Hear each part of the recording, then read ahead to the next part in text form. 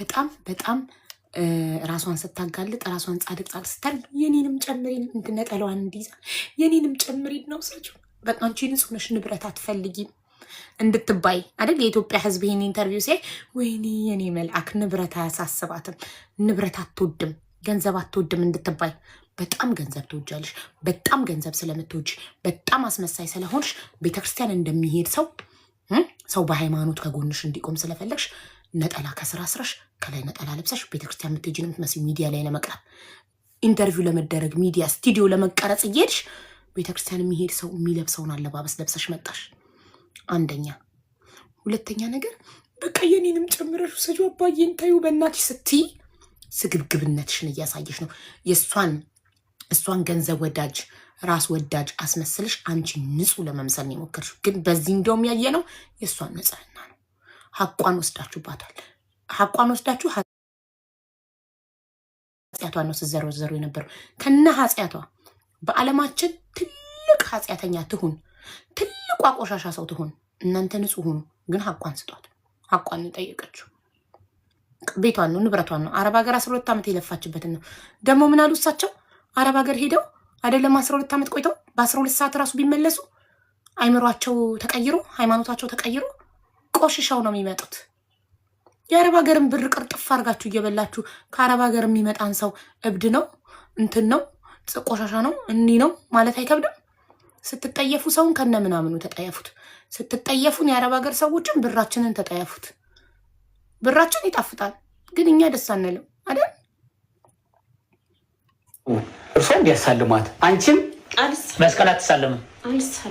ሃይማኖቴን ክጃለሁ እኮ ብላለች። ተጠንቃ ቄዴር ተደግሞ ተጠንቃ ቆይ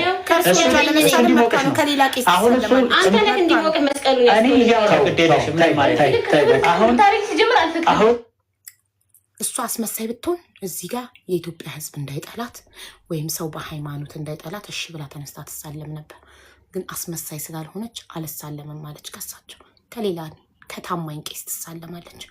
እሳቸውማ የሃይማኖት አባቷ ሆኖ አምጥተው አደባባይ ላይ የልጃቸውን ገበና ሺሻ ታጨሳለች፣ ወንድ ትቀያየራለች፣ መጠጥ ተጠጣለች፣ ዱርዬ ናት፣ ባለጌ ናት፣ የዓለማችን ቆሻሻዋ ሰው ናት ብለው አሰጧት።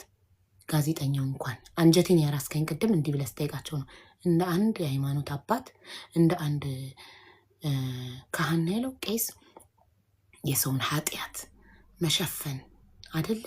እንዴት ታዲያ እርሱ የልጁን ኃጢአት ያውም ያብራኮን ክፋይ የሃይማኖት አባት ሲሆኑ ለሁሉም ነው አባት የሚሆኑት ለልጁት እንዴት ኃጢአቷን እዚህ ጋር ዘረዘሩ ሲባሉ እሷም ስሜን ስለጠፋች እኔም ስሟን ላጥፋ ብዬ ነው ብለው እራሳቸው አመኑ። ዩሲ ታዲያ እርሱ ከእሷ በምን ተሻሉ?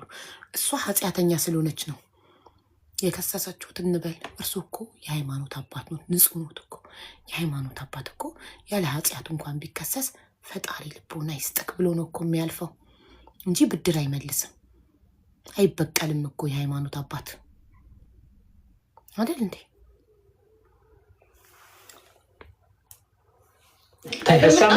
ማደረግ ያለበት ተደግሞ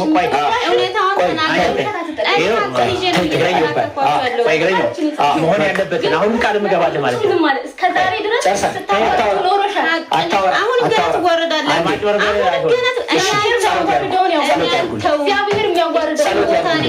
ተመልካቾቻችን ጸሎት ያርጉልን። በጸሎት ነበር የጀመርነው። በየት በኩል ሰይጣን እንደገባ አናውቅም። የጫጫታ ሆነ ቢያንስ ከዚህ በኋላ እንዲወጣ ይሄ የመጨቃጨቅ የምኑ ታሪኩን የበለጠ ማጣራት የበለጠ መጠየቅ እንፈልጋለን። እንሄዳለን፣ ሰዎችንም እናናግራለን። እባክሽ ጨረስን ካንቺ ጋር በሰላም ግቢ እንሂድ። እሳይ የአካባቢው ሰው ፈጣሪን የሚፈራ ሰው ካለ ለሐቅ የሚቆም ካለ እንግዲህ እናጣራለን፣ እንጠይቃለን ብሏል።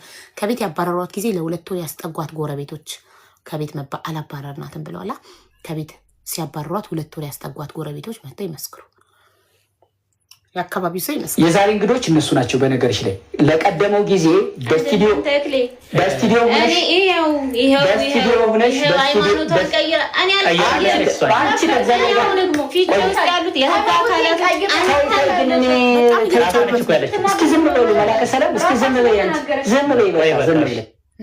ያችኛዋ ምን ቤት ናት? ሲጀመር ጋዜጠኛው ልክ አልሰራክም። እሷ ብቻዋን ነው መታ የከሰሰችው እሳቸውን ብቻቸውን ነው ገብተው እንዲናገሩ ማድረግ የነበረብክ። ለምንድን ነው ዲፌንደር ይዘው የሚመጡት? የሚከላከልላቸው ሰዎች ሰው ሲሳሳቱ እንትን ነጥብ እንዳይያዝባቸው የሚያርማቸው ሰው ልክ እንደ ጠበቃ ይዘው እንዲመጡ የፈቀድከው እሷ ብቻዋን ሆና ለምን እሷ ብቻዋን እነሱ ለሁለት ያጠቋታል? ብቻዋን እንደቀረበችው ብቻቸውን አይቀርቡም። እሳቸው አጃቢ ምን ያደርጋል? ፌር አይደለም። ዝም በይ በቃ። ቅድም ምን ብለሻል? በቃ ዝም በይ። አሁን ምን የሚናገረው እሷ ከተናገረች ይሄ ዝም ማሰኛል። ዝም በቃ። የዛችማ እንዴት ዝም ትበል? ዛሬ ሙሉ ሰዓት ፕሮግራሙ መልስ ለመስጠት ስማችን ጠፍቷል፣ ባልተገባ መንገድ ተነስቷል ቆይ ብለው የመጡት እነሱ ናቸው። ስለዚህ ስቱዲዮ የነሱ አንቺ እንድትሰሚና አንቺን የተመለከቱ የተወሰኑ ጥያቄዎችን ፕሮግራሙን ላለማንዛዛት እዚሁ መልስ እንድትሰጪ ነው።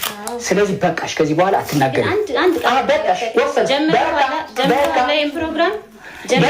አስማማን በቃ አዘዝ ዘመት ጣራልኝ። በቃ ባንተ በኩል ጣራልኝ። እሱ ስራዬ ነው። አንቺ ስላልሽኝ አይደለም። ባንተ በኩል ፊቼ ድረስ ሄደክ አጣራልኝ። እሱ የኔ ስራዬ ነው። እውነታው ይውጣ።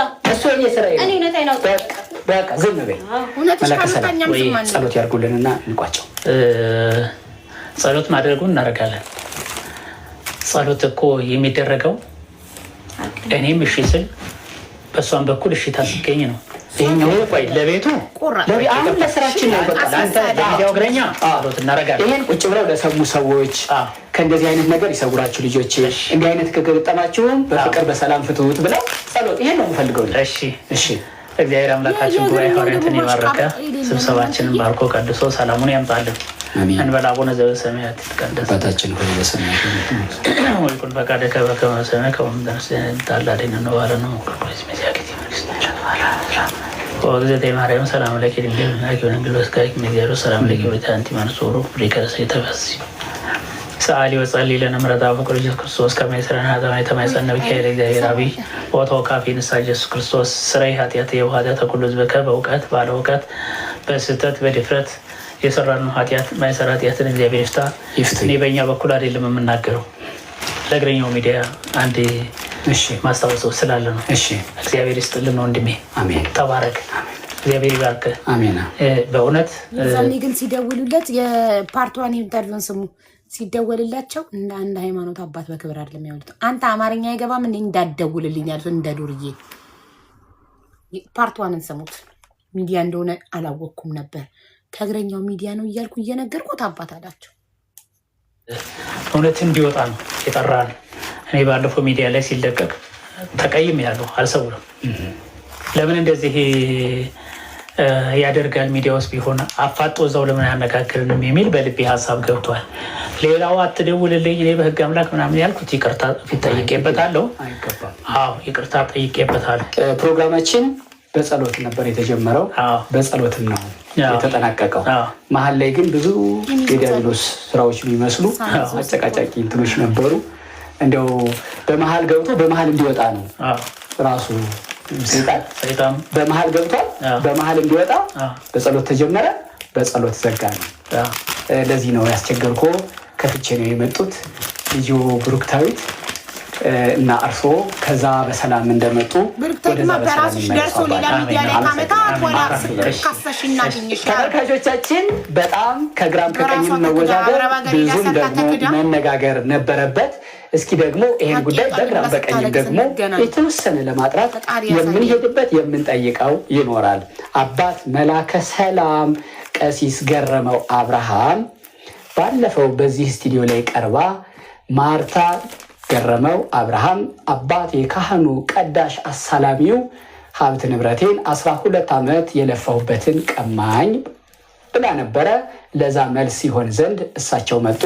እሷም በመሃል እዛ ቁጭ ብላ እያየችን ለአንዳንዱም እየመለሰች ነበር የቆየ ነው። ከግራም ከቀኝም ለማጥራት ደግሞ እንቀጥላለን። እናንተ ከኛ ጋር ስለነበራችሁ ግን ቀድመን እናመስግን ብለን ነው።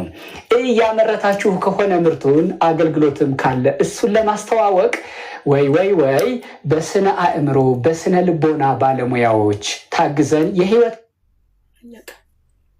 እንግዲህ አሁን ሰምታችኋል ላይ ገብታ ያለችውን ሪታ የቲክቶክ ስሟ ነው ሪታ ማርታ ባለ ታሪኳ እየሄድኩ ነው።